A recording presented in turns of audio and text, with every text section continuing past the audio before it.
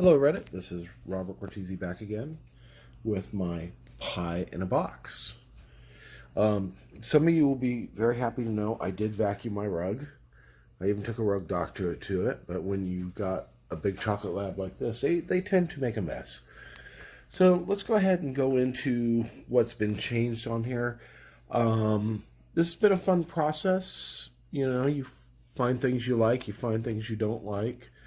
Unfortunately, there's a few things I'll have to go back to the drawing board on. Let's take a look here. So on the side here, you notice I have an external USB port, volume slider, and an on-off switch. If I do end up getting the laser cutter and making a production run of these things, I'm going to try and get all of these things located on the control panel itself. You can see the box is latched shut. No magic here, no tricks. Let's go ahead and open it up.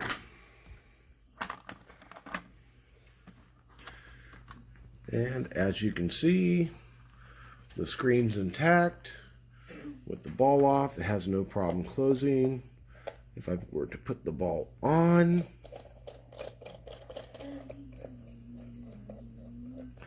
I'm going to see if I can get my lovely daughter to be a camera woman, because it's going to be tough without that. Yeah, it won't shut with the ball on. Oh, Elise. Huh? Could you be my lovely camera lady? Alright. So it's already running, just don't hit stop. Alright. So let's go ahead and turn it on and see the magic. Now this is an old box. You can see here it's kind of beat up. My next build I'll be using a new box. I'm going to flip the power switch here. Oh. And magic. Oh. Raspberry's booting. We'll make sure the volume's all the way up here.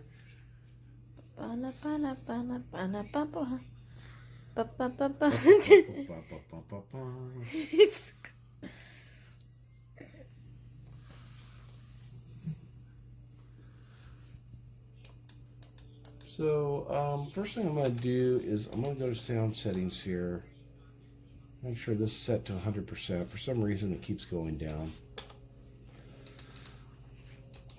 These are all good. Back. Quit. No, we don't want to do any of that kind of quitting. I'm just going to go Super Nintendo. We're going to do some Battletoads versus Double Dragon. So I'm going to be bringing this into work tomorrow. So yeah, there's some wires here. I can cover that with some black duct tape. It's easy enough to fix. Maybe get a different kind of ribbon cable. You know, flat ribbon cable like they have for the monitor. Now here's the first problem. Go ahead and move the camera very close to one of these speakers. Okay. I'm not sure if that's picking up, but these speakers are very, very quiet. And this was something that I had some issues with quite a bit. But otherwise, I mean, everything works as it's supposed to. You know, so we got battle. Well, somebody's at the door. So we're going to have to see your recording. Just hold it like that. All right, guys, so welcome back. Elise, why don't you come around this way so you can get closer. So, yeah, like I was saying, a few things were disappointing about this build. But when I start doing the production run with the laser cutter and selling you guys kits, should be a lot better. So let's go ahead and take a look under the hood here. Show you what we have going on. So, just gonna kind of set that aside there.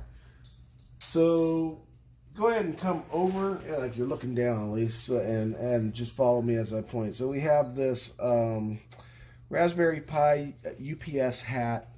Then over here we got an amplifier for the audio. Here's a Raspberry Pi 3. Here's the LCD driver board. Here's another battery. There's a battery here. So why is there two batteries? Well, this is the first thing that was disappointing for me. It turned out that this audio amplifier here could not run off the 3.7 volts that is being outputted by this battery, nor could it run quite off the 5 volts being outputted by this or the Pi. So I had to add a second battery in series to get about 6 to 7 volts, just enough so I could drive these tiny little speakers here. And I'm not even sure if I'm happy with these speakers. And then sometimes it's also picking up, if you listen carefully, you can hear it picking up some static from the board doing its thing. Go ahead and point it at me, Elise. There you go. Take a few steps back. Come on, take a few steps back. It's okay. I accidentally got a bit of mom's face. Okay. Well, why don't you stand over here, kiddo? There you go. Okay. There you go. So there we go. So, here's the things I want to change in this. So I think we're going to get rid of the Raspberry Pi hat. What I'm going to do instead is I'm going to get battery balancers, and then instead of running a single cell, that's actually 2 cells, but they're in parallel, so I'm only getting the 3.7 volts out of them.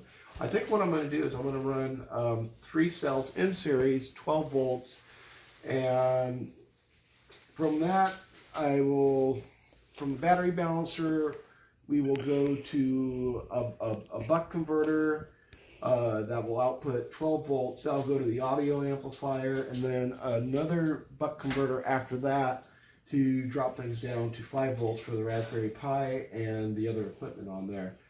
Other things I'd like to change too, I want to move this to the back for the charging port. I think that would be nice. I want to move the switch and the knob to the top of the control panel here. So that way you can just turn it on. And what are you laughing at? My wife's laughing at my geeking out. Knob, and then you said turn off. Oh. Turning knobs. I'll turn your knob tonight, baby. Mom! Anyways, that's about it, guys. Like I said, I guess everybody likes the idea of a pie in a box, and I think that's what we'll call it, pie in a box. Look at that. Closes right up. Opens right up. No issues. I'm going to get these other issues worked out. I'm going to get the laser cutter. We're going to start making these, and hopefully enough of you guys buy these where my wife doesn't have to tell me I told you so. I told you that was a waste of money. All right, thanks, guys.